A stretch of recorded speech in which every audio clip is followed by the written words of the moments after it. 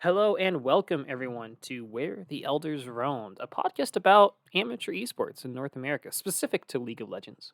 I am Tex. I'm joined by Leprecupa, and this is our fifth episode, penultimate episode. We have one more after Yeah, this this one. is this is I think the most important episode. I think you just that being a bit foreshadowing. I think you have more thoughts about this than I do. Well, I have been a player for 3 years. You were a player for 6 months. That's 9 months.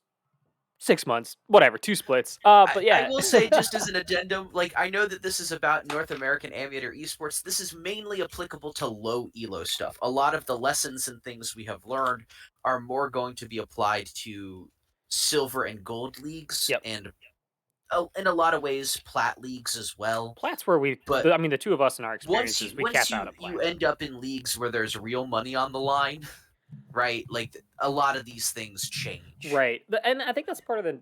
We started this out with like our very first episode was how do you start a team in the context of what you just said, where it's Yep. silver and gold and low elo, volunteer, no money, no infrastructure, none of that kind of shit, right? There's no credentials. There's no way to really like it takes so much more work and a different type of work to verify if a coach is of quality or a person is who they say they are, right? Or you're gonna have Yep. to just take it on the trust of the internet. And that doesn't work out often. But anyways, what I'm saying is like the value of this podcast is in a lot of ways for folks who are just trying to get something started. And I want to say like the specifics and the very minute details are not applicable the further up you go. But I believe that like the broad strokes, the philosophical element that we're talking about with the ethos of things, whether it's making a team, coaching, being a player, which is what we're talking about today. I think those apply across the board, but maybe today's topic is as specific to our scene as any of them will be because This being a player here is much different than being a paid pro even or a semi like pro, right? right well, the moment that like you are starting to play for money and that is your primary motivation, right? Like that I am good enough to be recruited by this team and play for money or play for recognition or to try to get noticed by a college or a uh, an amateur team, especially now that NACL exists, right? Like Hmm. like a competitors league team. Like these things are going to be different. I will say, just from like to parrot something that Coach Curtis talks about quite a lot. I'm a huge fan of Coach Curtis, biased, of course. I'm in his programs, but one of the things he says from his experience as a coach in OS, having gone to Worlds, having gone to MSI, right? If you are a person that desires to go pro, if you were trying to get into academy, if you were trying to make League of Legends your professional career, playing in lower level teams is a slows you down dramatically and potentially gets in the way of that. If you are somebody who's trying to go pro, the best thing that you can do is hit high challenger. Like grind to that point, play your solo queue, get up Right. there, and then start looking at teams and stuff. Then start looking at teams. Well, Like, don't even bother with it if you're in yeah, Masters, if you're High Diamond, or whatever. I Like think that's the super value, fair. you are going to find more value in your individual skill than in any of your team experience. And this isn't necessarily to rag against anyone that's playing in the silver and stuff like that and has aspirations or whatever. It's just the environment here. Um, I know one person, I think maybe two. I think of Cole, right? Clutch, Yep.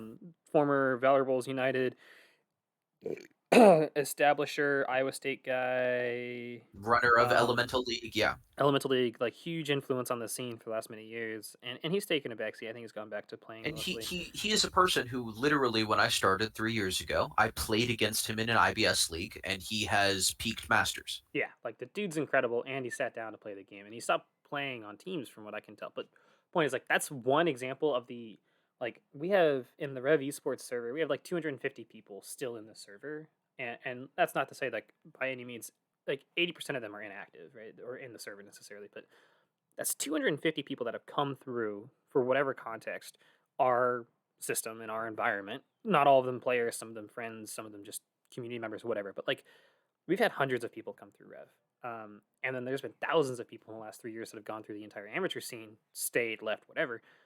And I know of like one from my personal experience that is at Cole's level, and that's Cole. Um, that's gone from silver up to that point. There's been others that have been like started plat, went up or whatever. But So silver to plat, I've seen plat to like high diamond masters. I've seen, but Cole in 3 years has gone from being a high silver player to a masters tier player and because he's worked. Like what one of the things, and we'll talk. I'm going to talk about this a mhm. ton.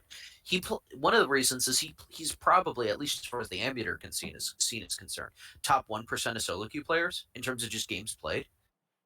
Dude, He plays a fuck ton of solo I queue. tell this That's to how. everyone. I don't know if I've talked to our current team so far, but it will probably come up at some point. But like every single time we play, um, every single time we have a team together, one of the things I swear I tell people is that the only way you're going to improve at the game, really, or at least get your rank up, is by playing more games. Right? Keep it Yep. simple.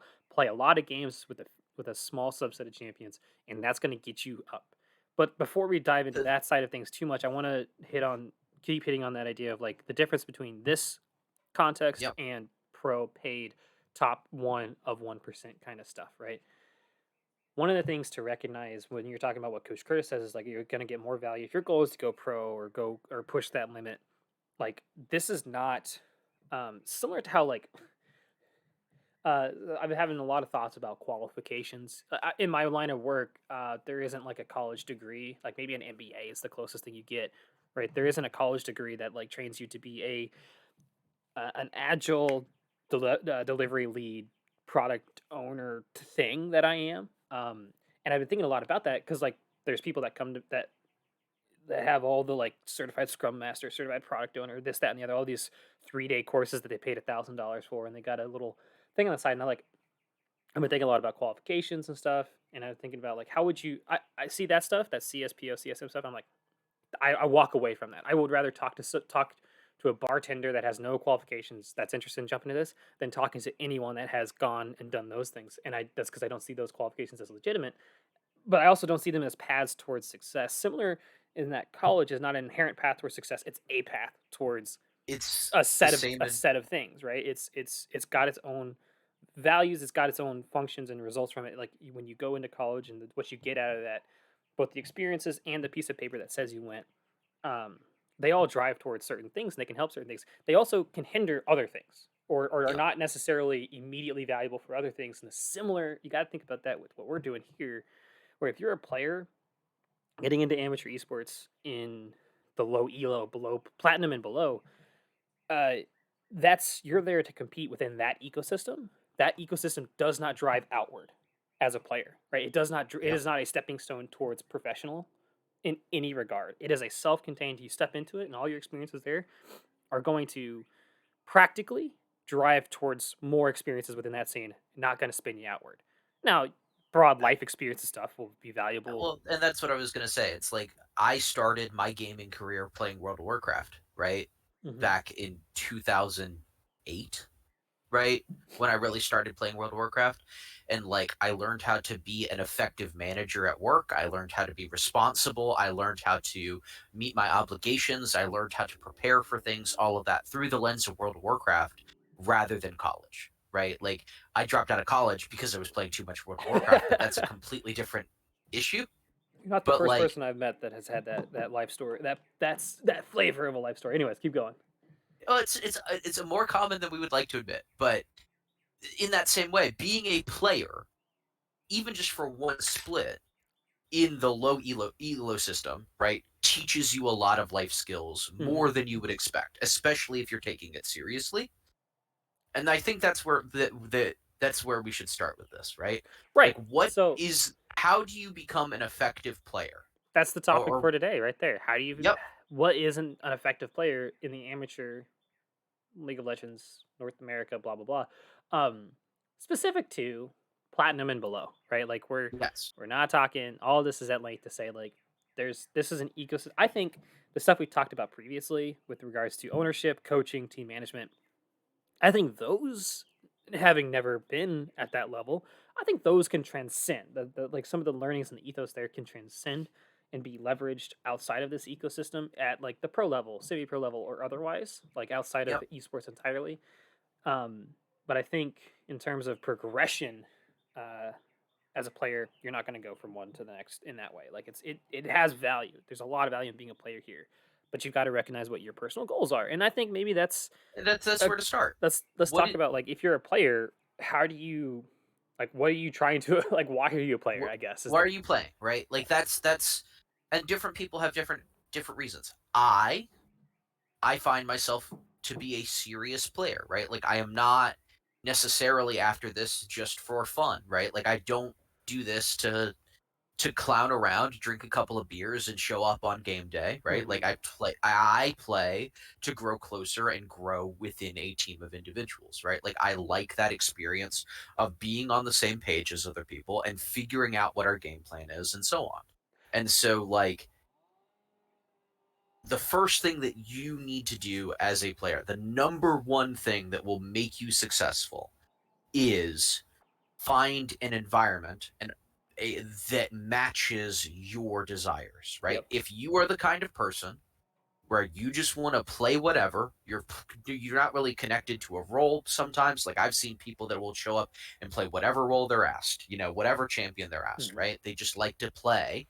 Um, you do not want to be in an environment where they're practicing 3 times a week, right? Like they're very in tune with the meta, you know what I mean? Right. You don't want to be in that kind of space. And like there can just simply be personality mismatches for that. So like I think that's one of the most important things. And it's really, really easy as a player to ignore that if you're winning because winning feels really nice. Winning makes a lot of your resentments and your friction with other players go away because you're winning. One of But if the you're in the wrong kind of environment, you're not going to want to stay yeah, after you start losing. and it's those expectations are super important. It's not that any one expectation is better or worse than the other. This goes back to like when you start an org or start a team and or a team owner and all this other stuff. You got to set that general ethos, right? I'll use like Revolution Esports again as an example. Our ethos is like it's competitive integrity, right? That's our goal, and is to be a place where we're going to have teams that are going to be sportsmen, and we're going to compete at the highest of our ability. Our goal is not to win chips inherently. We want success to come from a quality foundation of like habits and systems and process to develop players. And to that end, we have this expectation. This kind of came up into an issue recently, and it's not that there's any bad guys involved. It's just our expectation, and why the line I draw as an owner is like we have some minimum expectations of how teams operate for our ethos, and that's a couple practices a week, preseason that turns into one practice, one game day in the regular season minimum, right? And then coaching has certain expectations, player behaviors, playing games, communication, levels of communication, frequency. Like all these things are expectations that we have, and they're not good or bad. They just are for what we want. And there's not every player and not every team is going to gel with that.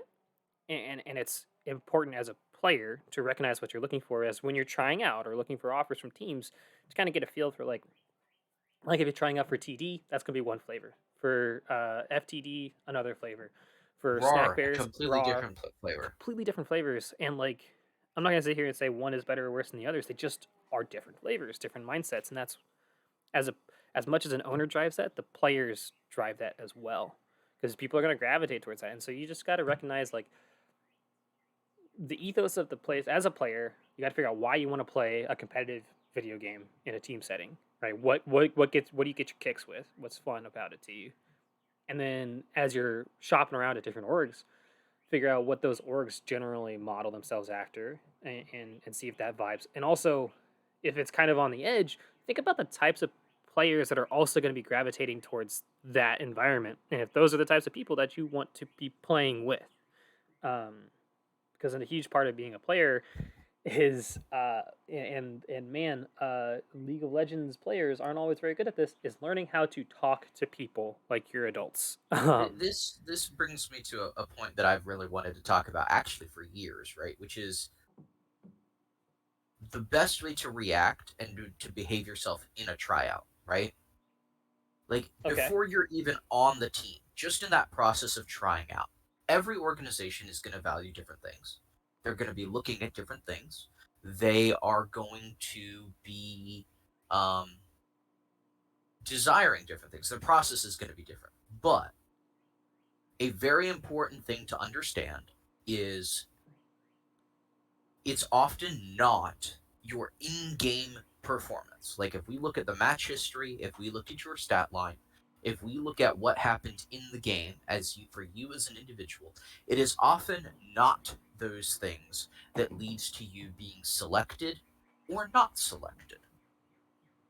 And if you are not being selected, you need to examine yourself and figure out why.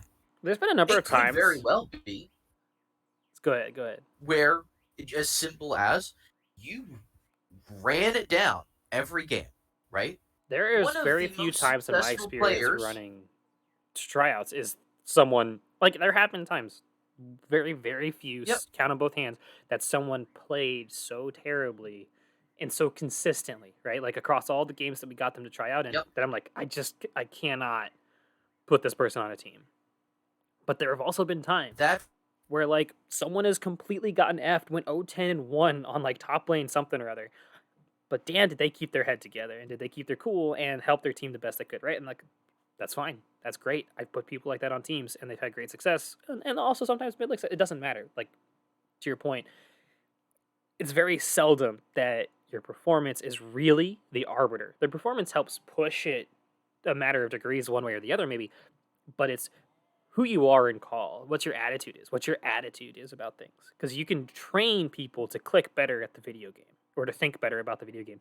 I, in this volunteer environment, am not going to be your therapist. I am not going to help you get over your anger issues or your inability to communicate or your inability to be flexible about ideas or recognize that maybe you might be right, but doesn't mean that you need to like you got to be able to say I think I'm right, but I'm going to commit to what the team wants to do because that's what the team wants to do and that's going to get us success.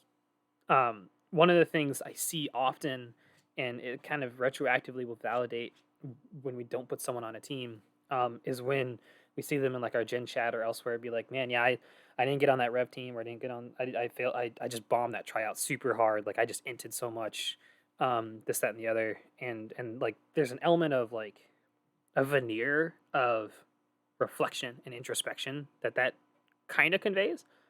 But when I look at some of these people that say that, and then I'm like thinking back to my experience and why we didn't pick them up, I'm like, man, it was not your performance, and the fact that you think it was your performance is kind of indicative of why we didn't pick you up to begin with, right? Because you're so I mean, fixated I on have that been alone. turned down from tryouts because I wanted a set schedule. If that makes Damn, sense, right? interesting. Like yeah, I'm not gonna bash that org. I tried to try out for them twice, and just like the way Well, that it was scheduled and my that's reaction to how it was scheduled just made it a very, very much a not fit. You exactly know, that's the thing. like It's like it doesn't have to be good or bad. It doesn't work for you. right. It's every place is a little different, but like the moment that you start interacting with a team, the evaluation has begun. And That's really all I can say about that, right? And that you need to take responsibility for those things, and it's not personal in either way, right? Which brings me to like this the second thing, right? And this is to me the most number one important thing that you can do as a player. The number one key for success is be a better player by the time you leave.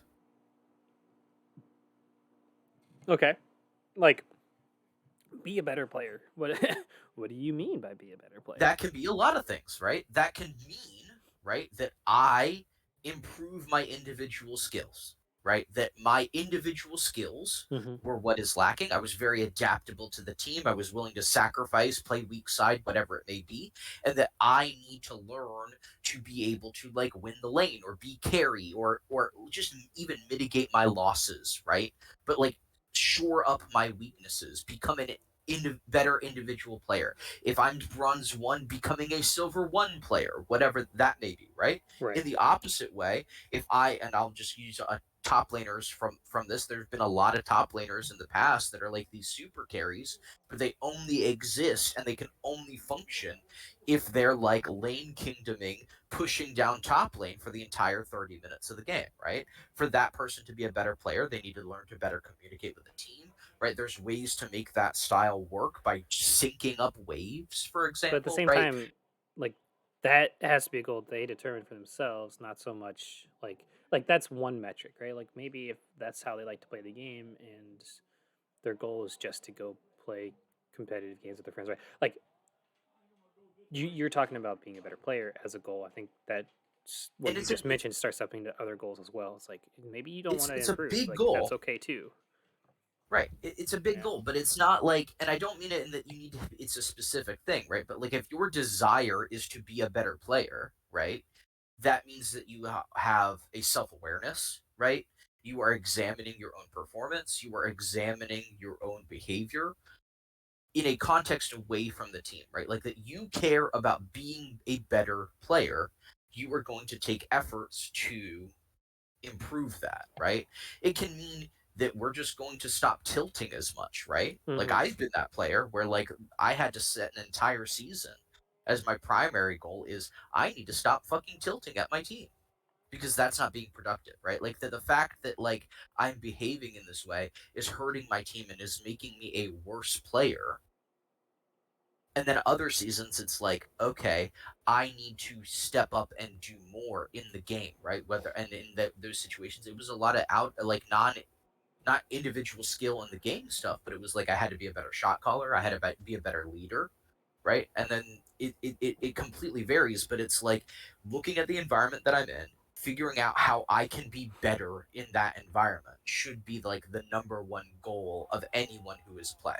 So I got a question for you. Like, is this how it's always been in the amateur scene? And this is maybe a rhetorical or self-answering question. Is this how it's always been, or is this newer? This general like this attitude that at least you have, right? We can only talk subjectively about what we think a good player is or For an effective for player is, and me, not. for me personally, right? It used to be just in game, right? Like I think that a lot of people, especially like in silver and gold, less so in plat, are drawn to this idea that they're going to have um, access to coaches. They're going to have access to more experienced or higher ranked people in an effort to improve, right? They look at this as a way to get free League of Legends coaching or something like that, right? Like Mhm. I think that element of improving has always been there um, in the low elo scene, just particularly silver and gold. It's a way that a lot of teams advertise themselves of, oh, we have coaches, oh, we offer coaching, right? And that there's this kind of like improvement, betterment bent towards it. I think that in some ways that the scene has evolved away from that into more of like this is a team. You need to get like better as an individual on your own time. That's a newer idea, particularly one for me. But I don't think like the idea that you need to be better or to get better has gone away, and Right. it's been a continual trend in a lot of leagues where players and teams that started the season out poorly or mediocre grow over the season Hmm. and end up doing something spectacular in the playoffs, right? Like that is a continual storyline and a continual trend. Like your casters, your tournament organizers will really reference that storyline of like growth over the season. You'll also see the opposite, right? Where a team that starts out the season really dominant, oftentimes based off just the raw individual skill of players, they start to struggle near the middle to the end of the season and often just flop out in playoffs because they didn't grow, they didn't improve. I And like the most dominant teams ever, in my opinion, are the ones that started out strong and then continued to refine and continued to mhm. get better throughout. I 100% agree with your take there about how things have evolved and how they've stayed the same, right? Like the core fundamental, and like you're playing a competitive game competitively in your own volunteer time. that kind of necessitates a a drive to be better, right? A drive for improvement and this attitude, right? The ecosystem around that has evolved, has evolved towards even greater expectations of players for better or for Yep. worse. I think. I don't know, but with it's just I've been thinking about this a lot recently, and I think a lot there is this like evolved expectation, not just in terms of your practical commitments, like you're expected to. For most, I think for most orgs, it's fair to say you're expected to be able to make certain practices and have a level of commitment and play more of the game than it used to be. It's no longer as common to be okay with or just like to kind of skate by on like the minimum number of games, right? Like it's that like getting the minimum number of games is seen as like almost less than the minimum in terms of expectations, I think, by the scene at large as a player within a season. But I also one That's of the definitely becoming more and more common, right? Like, yeah, and I think that, like, just as an aside that's relevant here, probably one of the most valuable things that you as a player can do to be better is play more solo queue. Like, legitimately, I think that that's a very clear blanket piece of advice. I think one of the things too, at least for me, when I look at and I stopped playing League seriously years ago, right? I've been playing for I mean, I'll never stop playing until the game's dead because I'm suckered in, but like I've been playing since 2013 and I never really sat down and played more than like 60 to maybe 100 games of solo queue of ranked in a year, but I played thousands and thousands of normal games because in college that wasn't the priority for me. Yeah. I wanted to get to sit down and dedicate time to it, but there's a whole. I'm not going to therapize at you about why I never did that. But point being, I don't want to I get hit into the whole math of it, right? But no, like that 60 to 100 games, that's what average I think most people play and that that play gets rank. you to a rank, right? Whatever It that gets gets you you. to a rank, it gets you placed, right? But Mhm. on average, at like a normal win rate of like 52, 53%, and I don't know all the math off the top of my head, on average, it takes about 100 games to go up 100 LP.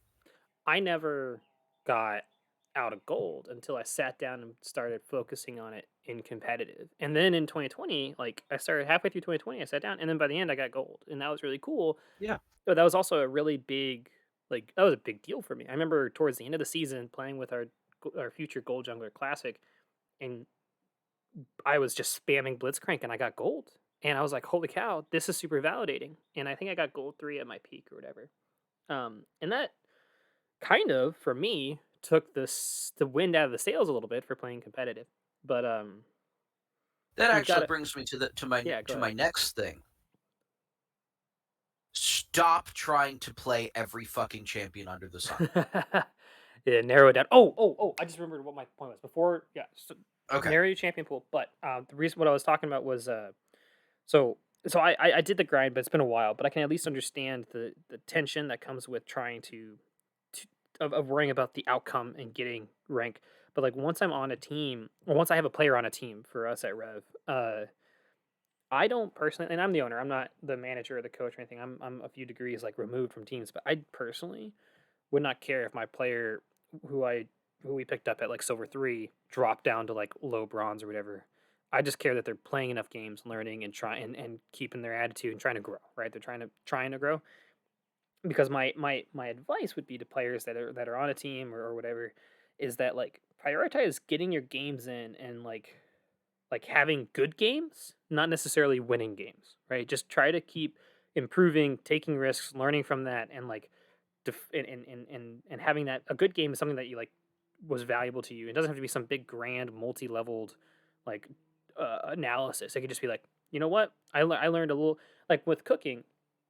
I when I learned how to like like dice onions effectively, right? Where you do like the cuts sideways, cuts laterally, and then chop it.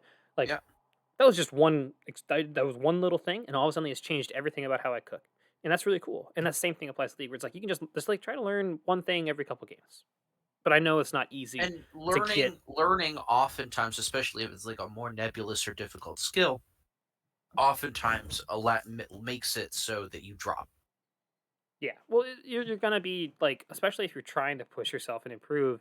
Like you might have some habits that like get you out of like you just might be trying to practice things that are what a better player would do or what a good player should be doing to climb. Like you're going to it's if it's not something that you already practiced at, you're going to suck at it a lot and it's going to take time to get good at it, and that's okay. But it sucks because you're going to lose games, and no one likes losing games. No one likes seeing their rank go down. And like there's just a lot of self-worth. I know as a League of Legends player and a competitive player, like there's a lot of self-worth tied to your rank and trying to climb, and it gets really easy to push things outside of yourself, away from yourself. And if you can just like find a way to stress less about the rank, especially during the season, and that goes back to goal setting, right? Like if your goal is to get better as a player, uh, your rank will get better as a symptom of that. But if your Yes. goal is only to get a certain rank, you might cheese it or might do everything you can to get to that rank, but you'll hit a plateau. Like you might play Twitch mid all the time and not get anywhere because like you're playing Twitch mid and it's gonna hit a wall eventually or some nonsense like that, right? Um, But and also it's just like the nature of playing on a team, the mindset that you need to be in, right? Like you talked about it there when you hit gold. You basically just spammed Blitzcrank. Like when Cole hit Masters, he was basically just spamming Soraka, right? Generally, when people are going to go up a tier, right? So from silver to gold, gold to plat, plat to diamond, right? It comes off playing one, maybe two champions, and that being your main champion with the yeah. bulk of games. And at the very level, playing in a competitive team takes away from that. You need to maintain competency on multiple things, Hmm. right? You got to find that Goldilocks space where it's like don't go crazy and have. I think every year, Okay, every you want to split. know? Okay, every team on some level has some sort of like champion document where you list out your Yes, we're champion going to the pool. same place here. Okay. Okay, do you care to guess the record I have ever Oh, seen for the number of champions placed on on from like the a A from the S to F tier S to F tier? or And I whatever. want to be clear. We're talking about these are things that the player in question said that they could play and actively played. I want to guess 30. Oh, you're way off. Am I? I'm assuming under. I guess. Way under. I didn't want to say more than that because that's too many, man. Oh, it is way too many. But it's 86. Mm-mm. No, man. There's No. 130 champions in the game. Also, like, how Um, is what is a coach supposed to do with that much information for one Nothing. player? It's useless information. Oh my Sorry. god. Um, Because like, but that's the just a list of thing. champions at that Okay. point. So this is the thing that I know that there's a lot of coaches who understand this. There's a lot of players who do not understand this. The scariest teams to prepare for and scout and draft against are teams where every player has multiple quote unquote must ban champion. The TD roster that y'all on Anarchy played and lost to Yes, in that's the final or semifinals last year, yeah. they played. I remember. I think I casted that game, or at least was watching it. They played uh the same structured composition every single game, but they had their draft was immaculate. Honestly, like Yep. it was It unbannable. was Like it beautiful, was absolutely unstoppable. beautiful. You could not ban or pick away their composition. They always had options to accomplish. It was a simple, like kind of skirmishy team fight mid game team, and they just had a champion for every role, for every function, no matter what. They had all their bases covered, and they didn't need to like do a lot. They didn't need. It was Didn't crazy. It was go ridiculous. super deep into it, right? Like I didn't research every single person, right? And I know that those players in particular have deeper pools, right? But like nobody really needed to maintain competency, like peak competency and comfort on more than four champions. Imagine Because if you being took a mid laner and you're being asked to learn a Kali and like have a Kali in your back pocket and Syndra in your back pocket. yeah, Like those are two totally different ways to play the game. How are you like you're pulling yourself that's too was far in going to two opposite be directions. my that's a point that I will get to a Okay, little sorry. later. But right now we're just talking about numbers. Hmm. I made it through the entirety of BOL last season from week 1, 2 semifinals, playing a total of 5 different champions. That's all I played. I only could play 5 champions. I think when Maybe I 6 if we're really pushing it. my first of 2 splits that I played in, I think I did something similar where, like, I played Leona, Nautilus, Galio, and Blitzcrank, and Alistar. Like, that was it. And we got to semis and went best of 5 with VBU. Right. Of, at least in my case, right, of those, like, the champion number 5 got played twice. Only one of those was forced. Right? You can Like, get you so much can distance out of 5, 6 champions. you if you are able to blind pick 4 champions, right, you are going to be super successful. That doesn't mean that you need to blind pick them. That doesn't need you need to be like me, where like literally if it's blue sided and Nivea is open, the flowchart of Leper Koopa champion pool says you pick a Nivea. Like, it's not, you don't need to be that. You don't need to be Feathers, where tradition states that if the Alawi is open, You you pick pick the Alawi. Alawi. Yeah. Right? Like, you don't need to be God. this We had a formulaic gold about team it. play against that once, and it made me so fucking pissed because it was like, damn it, dude. It was Urgot or Alawi, and we couldn't leave either of them up, and it was just, oh man, ridiculous. Anyway, But sorry. like, that's how you know. And like, and Feathers has played those champions in that order for literally years at Mhm. this point. Like, if you spend some time in the gold scene, used to be the silver scene, but also the gold scene, even back then, if you play against Feathers, you know what he plays. People know. It's not a secret. And he still has success because, like, and he kind of leans more towards the narrow side of the narrower range of champions than a lot of other people do. But the point here is that, like, the it feels really good to be able to say and have this breadth and flexibility of champions and and all these things. It also feels really good to be like, I am the best. Like, man, I loved how I was like the best Galio support in Yeah. a lot of the tournaments I played in, and that my Blitzcrank was a pop off pick in like when I played. I love that feeling. But one of the challenges there too is like you've got to have the ability. Yeah, they have just enough depth to be valuable to your team and to be a draft consideration on both Yep. sides, but not so broad that no one gives a shit. Because like Yep. when you're so broad, your coach isn't gonna care. Your coach is gonna be like, "This is too much information. I can't. I'm just gonna put you on the most generic thing ever," and because I can't deal with this, right? And then the other team is going to look at that and be like, "You're just going to draft whatever, so we're going to take away power picks, and you're going to be stuck on something." And then they'll get the pick of whatever they want, right? You The lose nuance best on both teams I've sides. ever played on, right? And there's multiple that have been like this. There have been players in multiple roles where the feeling is, if we get pick X, Y, or Z, like if Snuggle got this, or Chubby got this, or OMG got this, or Leper got this, or Heretic got this, or all of these other people, if they got this champion, it's over. Right? Like, everybody in the team internally, from over and over and over again, result after result after result, the belief is, if this person gets this pick, it's over. Like, that's the sensation that you want your teammates to have, and you will not get that if you are trying to maintain 10, 12 champions. Yep. You're just not going to be there. And if you're changing champions out constantly, I used to have the really, really bad habit of, I would get shit on by somebody like General Denobi or Downfall or many other people, Mad Jack 20, a name that nobody Oh but my me remembers. god, Mad Jack! Yeah, Holy shit! right. That is, oh man, you're messing with my brain right now, dude. That's a I'm throwback. sorry. No, you're um, good. You're good. and my reaction is, oh, it's my champion pool that's the problem. So I would start practicing a new champion, and I wouldn't actually get there because, like, I've only played like 10, 15 games on it. I'm not super comfortable on it. I say I am, right? But like, I'm not, Right. and I don't have like the super comfort on my other stuff to be able to necessarily go back to that because I never went super deep on So we've talked. it.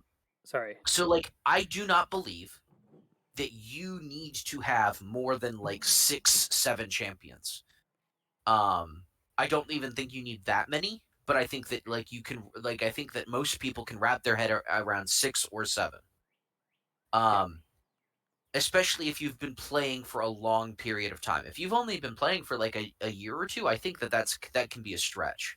I think that sticking to your champions is going to be better than changing stuff out in most cases.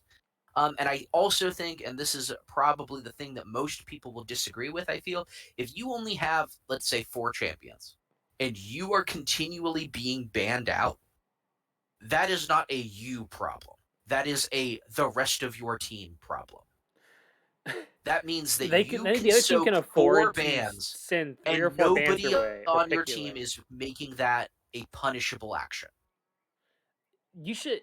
There was one game. I don't know. Do you remember Kalia, the RAR support that Yep. went all the way up to Plaza? I remember one game in gold that was a really exciting gold match where we both got 5 banned. I think it was at least 4 bans on each side. Right, support v support, 4 support bans, 4 support bans on either side, and then we picked away. We picked what we had to. Uh, and that was insane because both teams got absolutely bonkers ass picks for the rest of the other 4 people on the team. And both Right. of us still like I think I still ended up with Blitzcrank and she ended up with Seraphim, I think. We let that through. It was a Yep. dance. But anyways, like it was nuts. It was nuts. That ideally should not be a norm though. That I don't think that's ever happened No. to me since Well, I don't think that ever happened to me before or after that where I got 4 banned or I've seen other people really get 4 banned and it be like an actual interesting game afterwards. But as a yeah. person that has been on the like the targeted ban side for many reasons. One of them in the past was my mental was kind of shit. So if you threw me off of my champions and then you had your jungler come and camp me, you like the attitude from other people was, well, then you've just kind of won the game for your team. Um, but generally, the best feeling in the world was for me is when I get a ton of bans and then my team just steamrolls because they got all their shit. Yeah. Like there's an advantage And in that some you can ways accomplish to that being a known player with a defined champion pool. and you can accomplish that result by having that cohesive, mostly singular team identity, right? I think one of the things too that a lot of people fall into the trap of is, this is my bias. I don't necessarily think this is universal, but I just think that like teams as they stand, like don't have 360 degrees of options of how to play the game.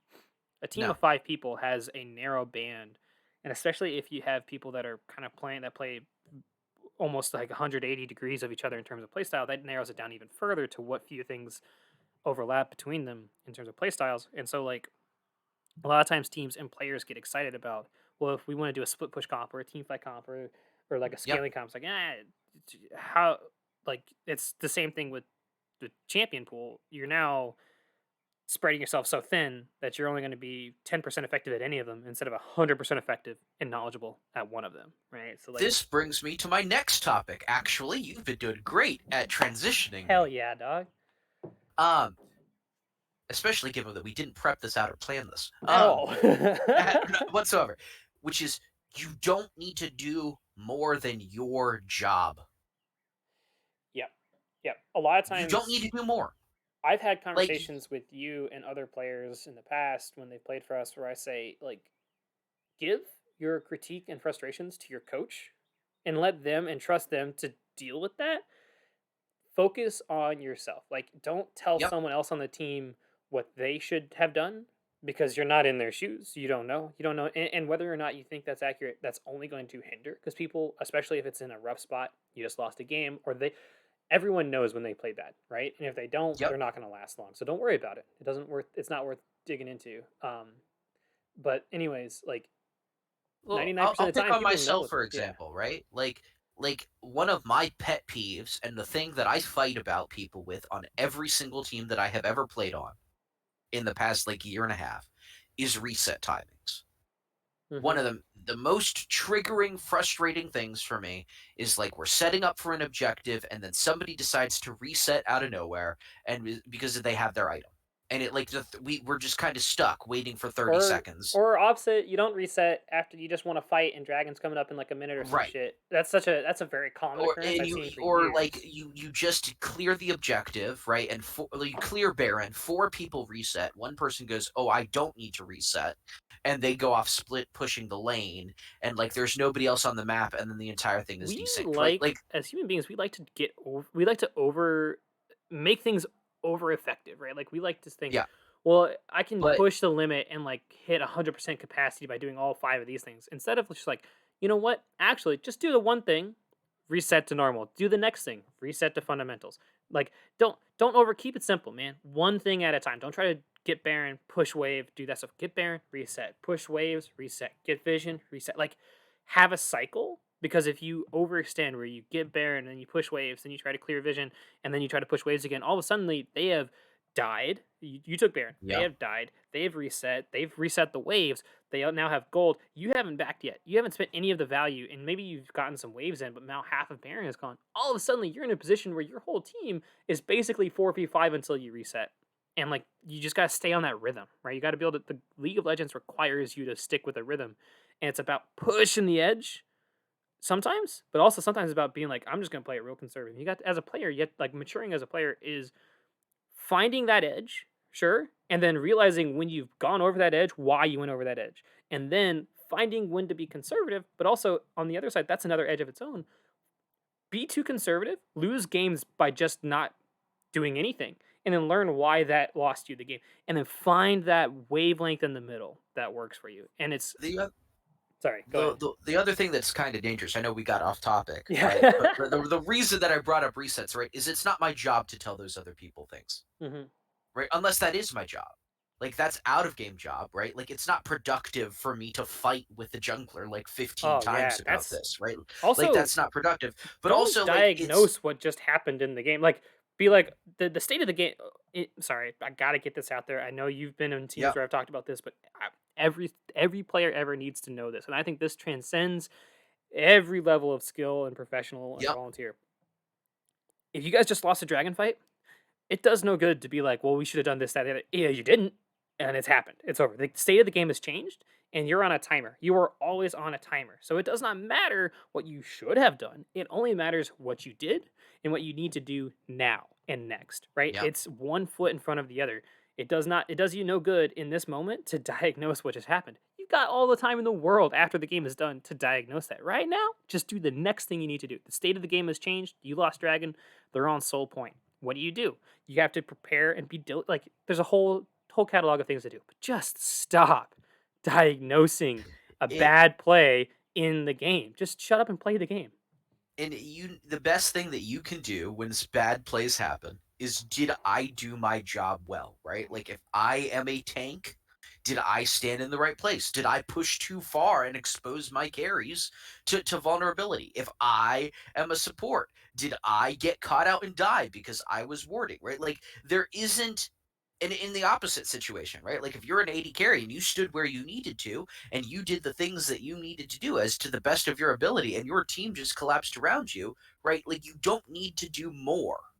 Like that's the danger, right? Is like if I feel not only do I need to peel for my AD carry, right? I also need to kill their carries because XYZ is not living up to their job, right? Like that's not productive. You are not Yep. bettering the team by doing that. I You was are gonna only going to better the team by doing your job better, right? like You can't do your job and someone else's job. as a strategy for dealing with circumstances like that, like let's say dragon fight happens, your Ornn ulties and W's in or whatever E's in, whatever it is, they fucking the headbutts in, right? And he just leaves you by yourself, and the enemy team's Lee Sin is on your face as and you're the ADC, right? You get blown up. And all you don't need to tell anyone else what to do. This is a strategy, right? I see this all the time. Someone is going to get pissed, and what they're going to say is like, the tank left me. They're gonna blame. They're gonna start with this external blame game type stuff. The tank is immediately gonna be who's trying their best to help win the game. They made a decision that they thought was the right one, turned out to be the wrong one. Whatever, doesn't matter. They're putting their best foot forward, and then they're getting shit on for it. That doesn't feel good. They're not gonna. They're gonna shut down mentally. They're gonna stop talking. They're not gonna play well. It does nothing to build the team up. the one of the things to do in that circumstance is instead say, "I got dove by Lee Sin." Just state the facts. Don't put any sort of fucking passive aggressive Midwesternisms in it. Just say, "I was positioned here. I got dove by Lee Sin." Give your team information to work with so they can make that decision because they're just as smart. They're in the same boat with you, right? They're trying to do all the same stuff you're doing. Don't belittle them for not doing it. Just give them information next time. Like Lee Sin went around here and dove me uh, in this fight. Let's look for that next time, maybe. Like, don't even necessarily tell them what to do, but just give that information out there and let the team work with that. Because the most important thing, games are tense, and even though this is like volunteer or low elo stuff, it's still like it's high stress. And when you start letting your frustrations and your ego get in the way, and you start putting that frustration on those around you, and putting that's just going to devolve their mental. It does not. When you tell me that, like, hey Tex, you pulled their tank into our team and he fucked us, right? And you need to not do that. I know. I know that. I fucked up. Like, I get that. I don't need you to tell me that I'm bad at my job when I know I'm bad at my job in the moment, right? Like, just say, like, it's only going to hinder the mentals of the team. It's not going to help anyone out. So try to work on that language as a player. That's a soft skill that you have to develop. Sorry, And that's my rant. especially, well, you're good, and especially to follow up on that, like if we look at uh say we had a bad team fight, right?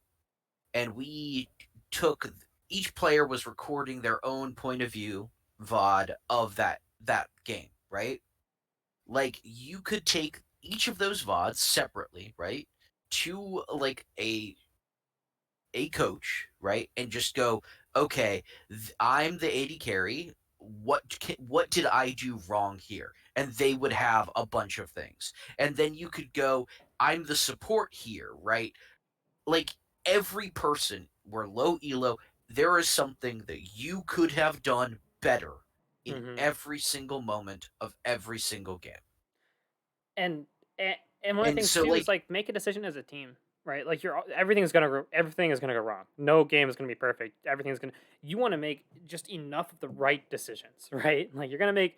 I feel like a mental model is to be like every decision I'm making is kind of the wrong one, and how can I make at least a few good ones to get myself over the hump and win the game with for my if team. you want to get super abstract about it, right? The team that wins, whether it's solo queue, whether it is competitive play, whether it's clash, even ARAM, right? hmm The team that wins is in general the one that continually made the better quality decisions. It's not good. Whether It's better quality because they're on an individual level, on a team level, like the team that like in general, the team that wins is the one that made better quality Yep. decisions. And in inverse to like the pro scene. So at our point, every decision we make, 9 times out of 10, it's going to be a bad decision. In the pro scene, they're making the most optimal, most like they're generally doing the right stuff. And in that environment, when you're so far to that extreme, it's the team that makes the least mistakes, right? Yep. On our end, it's everyone's making mistakes, everyone's doing dumb shit. It's like, how can we make a couple better decisions, or how can we make a decision that's a little bit more quality than our opponent, and that's going to give us the edge. And it's not one decision at a time. Usually, it's a culmination of them, right? Like you don't lose Dragon Soul because you lost one fight. You lose Dragon Soul because you lost 7 fights or something, or like you lost Right. 4 out of 7 fights, right? It's a culmination of things, and so just like make little small goals every time. I want to try to transition a little bit to talking about we've talked about how to define goals, how to be a better player in the Yep. moment. I want to talk about the end of someone's time as a player. Like, how do you know maybe you should be done playing the game? Do you have As any somebody thoughts about who's that? like, well, as somebody who's feeling that right now, right? hmm Um, there's a couple different reasons and a couple different ways, right? One is like, are you spreading yourself too thin, right? Like a thing that I see a lot of people do, and depending on the stage of their life, uh, it might work for them. I don't necessarily agree with that. There are people my age or older or more experienced than I that do this, but like I don't think that people should play multiple teams. I think that's a really easy way to like burn yourself out and not have fun and not do your things. But like also like I know for me right now, with my goals, my desires, I'm really focused on solo queue right now, and I want to be focused on solo queue. There's a level of like punctuality and personal responsibility that I desire in a team. I'm finding it really, really hard to find teams that I just fit into.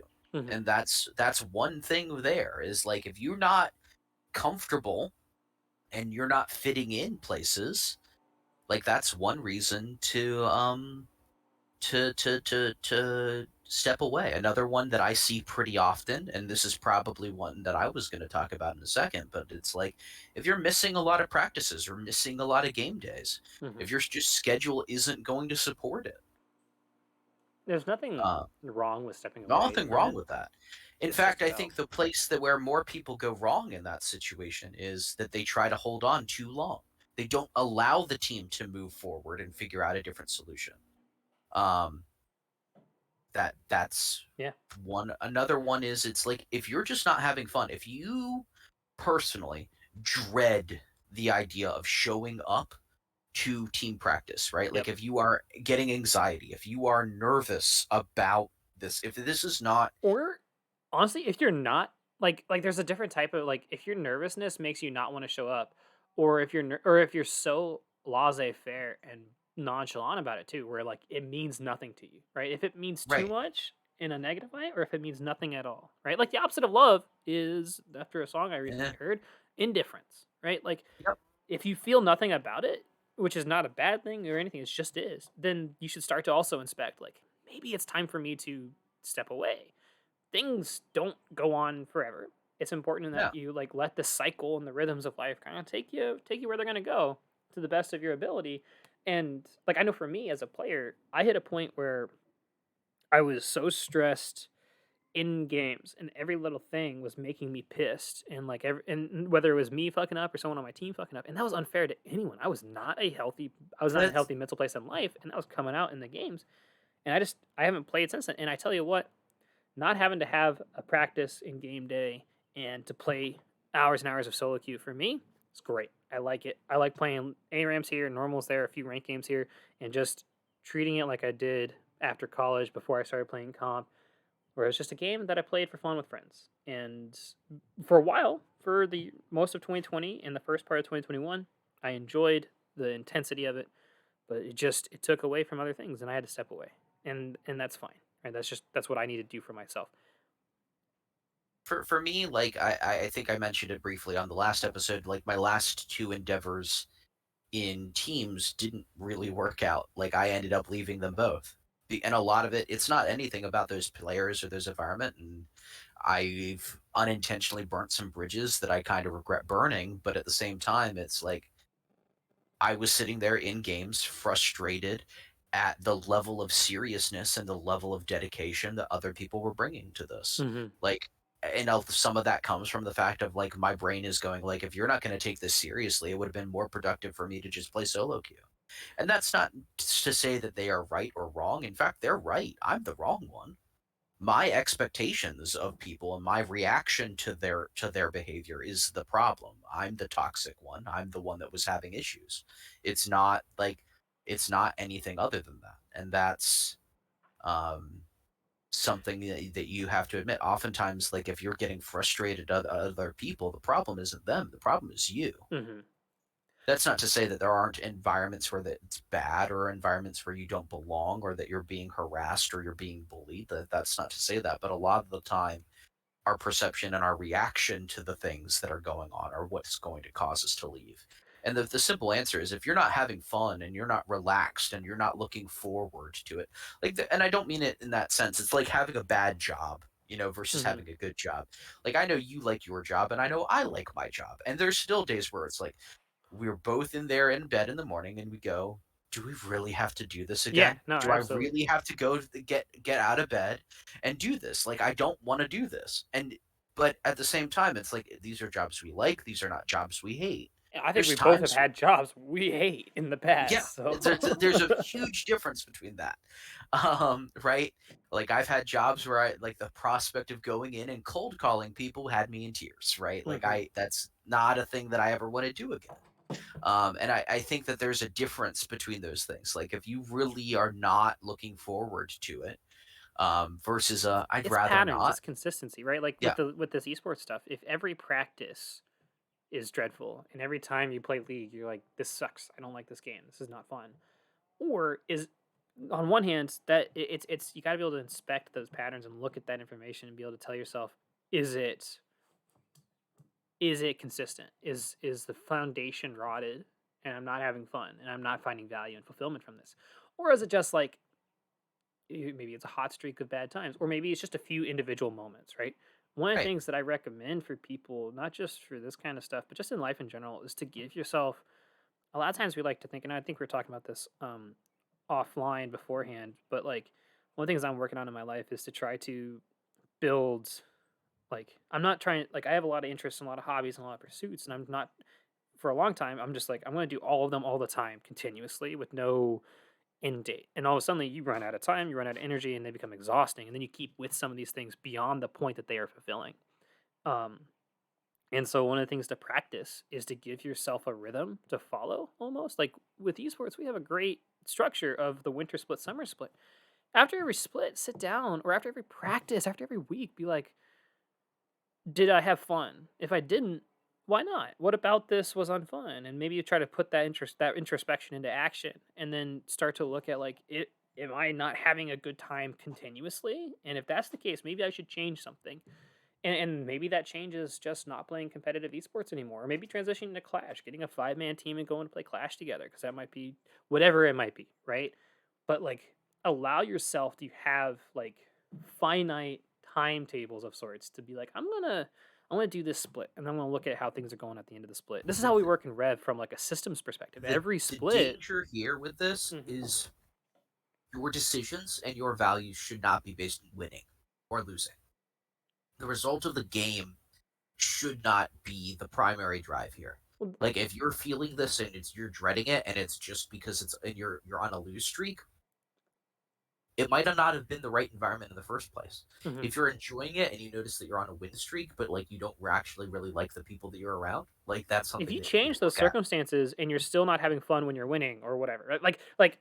It's what's the common denominator, and if your outcomes Yeah, focused, that's all you're going to care about, right? Like if you're measuring fun by wins and losses, then all you're going to care about is the wins and losses, not the journey to get there. yeah. You and I talk about this, where it's like once you apply a metric to something, that's all that you look at. That's all the metric that matters, and it's So it's really damaging. either don't put a metric on anything, or have the metric be so fundamental and basic and as right down to the core. Like I know for you, when you're in top lane, one of the things that you figured out for yourself was you enjoyed CSing. Like the Yep. basic fundamental activity of top lane was CSing and then wave management on top of that. And that's what you found joy in. And like you were able to start to have fun in losing scenarios because you were working on this fundamental puzzle that was omnipresent and didn't matter if you were winning or losing. And I think that's a critical mindset to take towards anything in life, but especially towards being a player and assessing. And like if you're unhappy and unhealthy and dealing with mental stuff, and you start to like feel like you're blaming everything outside of yourself, you need to take a step back and start looking at like, well, what are some of the things that I'm doing that I don't enjoy? And then how can maybe and try changing them, try doing experiments, give yourself change one thing. Keep and we talk about this tangentially a lot over these episodes, but like League is a complex game, and one of the things you need to do if you're going to get anything out of this from a competitive side is try to simplify as much of it as possible for yourself so you can focus on one as close to one piece of information at a time, right? Like the champ pool thing. Simplify your champ pool to a collection of 4 to 7 champions that you're good at that fill a similar cone of functionality so you can get better at the game or as a team player, whatever, right? Like I think the same thing applies to life where It's it's the like, same way too. You don't want to overwhelm yourself with a list 12 long mhm. of things that you're doing wrong. You won't get better at any of them. Exactly, right? Like if you're looking at like and it's fair to make that big list and be like, I think these are a list of possible issues I need to address with my life or with my experience as a player that are making it unfun. But like pick one. Standardize everything else. Like don't change anything. Keep everything stable through that time period, whether it's 3 weeks of practice or a whole split, and just change the one thing and try to work on that one thing, and then look at the results and introspect on that and see what that does. And after a while as a player, if you start to realize that like, man, not even the fundamental like for me, I just love team fights, right? Like I like face to face 5 man, and I'm playing a tank, and there's that tension, posturing, vision game, and all of a sudden it's like Wild West, right? Where someone pulls a trigger and everyone starts shooting. I love that about League of Legends. That kind of stopped existing for a while in the game, and lost some nuance for me. And I stopped having fun, and so that cascaded into me being a bad teammate in a lot of ways too, because I couldn't adapt myself to the game. I didn't really care about the thing I cared about was no longer there, and it was unfair for me to because I wasn't willing. I realized I wasn't really willing to adapt to a different way of playing the game, which meant that dissonance caused tension and made me a bad teammate. And I needed to either change how my mindset about the game or just stop playing. And I chose to stop playing. And that I think that's what you have to do as a player is just give yourself those regular opportunities to inspect and adapt that. Not necessarily with the goal of like, all right, am I done now? Am I done now? But more just like a, for that general growth and to be an effective player, you have to be able to introspect. And that just talking about things that go outside of this silly amateur volunteer sports thing, this applies to just life, right? If you're unhappy with your circumstances or anything like that, and I'm not trying to get all self-helpy because everyone's circumstances are super nuanced, and I Yep. can't speak for anyone but myself. But one of the things I try really hard to do anymore, and I haven't been great at, is just like give myself some opportunities to introspect without judging myself and look at what I'm doing and what I've been doing, and if it gives me fulfillment, or if what I say and what I do matches what I believe in, right? And who I see myself as. And if there's dissonance, I need to sit down and look at where that dissonance is and then start to ask myself, which how do am I okay with this dissonance? And if I'm not okay with this, how do I what thing do I need to change? The left side or the right side? And then try changing that and see what comes of it. And not be one of the other things too, when you make a change, don't your goal is to ask the right question, not seek a specific answer. Your goal is not to win a game or lose a game. Your goal is to get better, right? How do I improve? And that's Yep. an open-ended question. And regardless of what the answer is, if you are okay with whatever the answer is, you're going to get a good answer. If you're only okay with one answer, then you're and you're guaranteed to get all the answers throughout life, right? Like you're going to ask a question, you're going to get the happy path, unhappy path, no matter what. Whenever you ask questions in life, when life's going to respond to you with all of those options. And if you're only ever comfortable or mentally prepared for the happy path, let me tell you, you're going to have a really rough go of it because you're going to get that unhappy path option a lot. But I if you, think that yeah, if there's one thing that we really want to get across, the most important thing of anything that you can do as a player, like I know this is even more broad than my first topic, which was get better as a player, right? Like be a better player, right? Like that it's personal accountability, right? You are the only one that can make you better. You are the only one that can interpret your situation. You are the only one that is going to be able to learn and grow from this. You need to examine yourself. You need to look at yourself. You need to think about you and not anybody else. Now, there's environments where people are going to be thinking about you and nobody's thinking about them, and it's going to be just a gigantic old blame game. But if you want to be better, if you want to get the most out of this experience, being personally accountable yeah, is the thing that you can do that is going to do that. Especially when you consider stuff like punctuality, right? yep. There's going to be 9 to 12 other people waiting on you if you're late for a scrim, Well, right? Like, why would you, like, that's disrespectful to other people. And you need to be accountable for your time.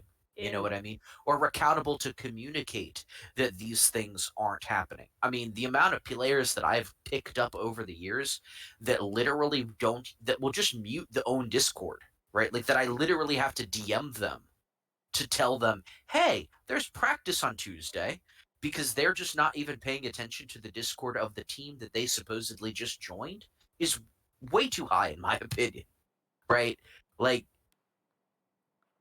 at the end of the day, this is a thing that you are taking on that's going to be taking, depending on how big of the time crunch is, right? 20 or 14 to 20 weeks of your life, mhm. right? That's a And third of the this is, year, man. Like for one yeah, split, right. I and think it's on like average 10 to 20 nowadays it's hours a week. a 12-week season, right? 12 to 14-week season. And then on average, people are starting 4 to 6 weeks ahead of time. Yep. Like it's becoming more to 6 to 8 weeks is becoming more common for like the winter, the spring splits, and like 6 weeks is becoming more common for Summer. the summer Yeah. splits. Holidays getting in the way of that. But the point in all of this is there are other people that are relying on you. And the best thing that you can do is be reliable. You can by playing your solo queue, by trying to be better, by keep trying to keep your mental in check, or being a better teammate, by examining yourself and figuring out what you need to be doing better rather than playing the blame game. These are all the things that like are going to do a better player and are also going to allow you to have a better experience in this space, right? Like if you are in an environment and you are just blaming other people, you're not improving. You're static. And Um, that's so that last bit there too, I think applies to life in general, and your interactions with people in your community and those around you, where it's like if you I don't know, man, like if you're in a situation where it's always someone else's fault, I hate to be like a boomer about it, but like you're the common denominator. And if you're constantly running into issues with other people and pushing them away, or feel like they're like, man, I just can't make any friends, everyone hates me, or whatever, it's like that's or like on teams, right? I'll use teams as an example. It's like I can't. There's been players who just like bounce from team to team, yep. and so often they say like, I just people don't like me, right? Like they couldn't get along with my attitude or whatever. I don't know what's going on over there. Some external, like it's their problem for being upset with me. And like to a point, like yeah, if someone gets upset, it's not like a binary thing. There's probably some element of them that didn't have to get upset at you or whatever. But like if it's consistent, this is kind of one of the underlying themes too. Is like look at things consistently, not individual moments, but just patterns, and start. The only way to grow is to be able to look at your patterns, try your best to understand where those patterns come from and what they are, and then and then look at that, the what and the why that you figured out, and identified it with who you are and who you think you are and who you want to be. And if there's dissonance, the only person who can resolve that dissonance is you, right? Yep. Through some sort of change, whatever that change might be. And you're not going to figure it out right away. But to be an effective player and just an effective person, it takes personal accountability. You can't blame it. You can't, for most things in life, you really can't blame a lot of other people. But that's also, I'm not getting into my politics and stuff because, you know, fuck capitalism. So like that's a whole other thing. But anyways, when it comes to being on a Communist team, dog. How dare you? no, okay, yep, we're gonna. Um, But anyways, yeah, personal um, accountability, right? When Personal accountability. It's two 30-year-old men saying like, if you try to be better and are accountable to yourself and recognize that you have the power to change your or interpret your own situation, like that's the thing. at least try like and that's not going to be like all right now I've taken personal accountability and I am good at inspecting and adapting and improving myself. That is not like some guaranteed fix all of a sudden you can pull yourself up by your bootstraps and fix life. No, that's not what I'm saying at all, because like life sucks and systems Yeah. suck and things like that. But I'm just saying like in people to people relationships, which is what being a player is, right? It's a person to person Yep. thing. It is one of the most important parts about having a successful relationship with anyone is personal accountability and introspection. And that's going to get you And further it's with a people than skill. anything Like else. Yeah. it's not It people takes are not practice. born knowing how to do this. This isn't something where you just come out and it's like, yeah, I know how to examine myself. It's not that. Most people go through life believing that they are one way, right? Even the introspective people, even people that have a high level of self awareness, that and they run into moments where interpersonal idea, their personal idea of themselves jars with other people's idea of them, and like this, the point of in all of this is that this is not like something that you're just going to turn a switch on Mm-hmm. and magically do. This is a thing that takes Got practice to and learn takes how to time. learn. Yep. And that's also part of being a player and part of personal accountability. And I've realized that we've talked about a lot of nebulous things about being a good player, but like there really isn't a lot of like specific things. I think that like Well, if you want some specific ideas, right? I think we talked about you really important ones, which is if you play a lot of more play solo queue, right? If you Yep. play more than the bare minimum, um, And play a and if you limited selection of champions that fall limited within selection of a champions and you keep it familiar consistent, band of gameplay. Don't be like, I'm learning Akali and Syndra. Be like, I'm learning Syndra and Veigar and Ryze and Lux or whatever, right? right? Like, If you keep them similar, that's that. But also like a third one is it's like you also need to be willing to change it up a little bit yes. to for your team, right? Like if you can't have everybody can't be the carry. Somebody on the team is going to have to sacrifice in some way. Lastly, I think that most teams are going to value consistency over high highs and high lows. Yep. Low lows and high But highs are not good. I want you to be consistent.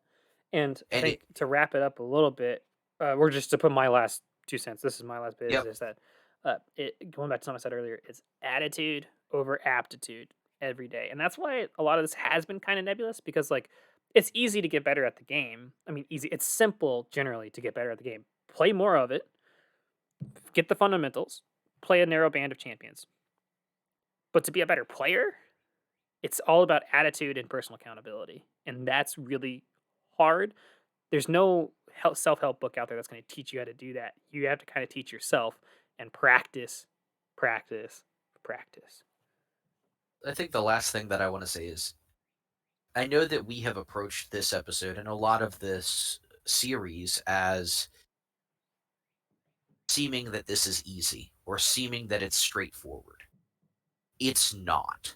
This stuff is hard. This stuff is nuanced. There is not a right answer for every situation. I quit There playing is competitive, man. Like, it's not easy. Like, right. Like this is hard. And anyone that's really like acting like it's super easy just to get better or it's super easy to do this is not necessarily understanding your struggle or your situation, right? Like exactly. this is a hard activity. Unironically, unabashedly, League of Legends and MOBAs in general are some of the hardest games in the world. Like there is no real way to isolate and drill. There is no training room like there is in fighting games, right? Don't have aim trainers the way that we do in FPSs, right?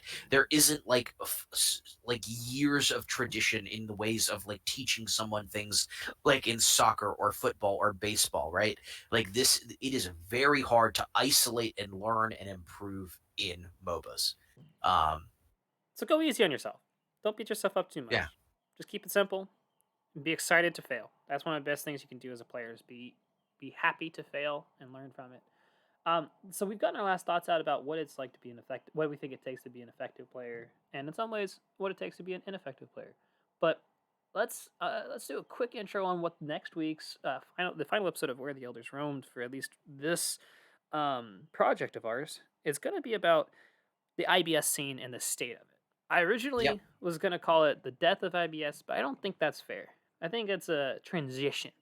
I think the silver scene is transitioning from one era to another. And I think there's a yep. lot of interesting things to talk about where it was, where it is, where we think it's going, why those changes, and maybe some of the nebulous and more concrete examples or elements going into that. But that's next week's episode. It's just kind of talking about what is up with IBS and where is it going, where's it been.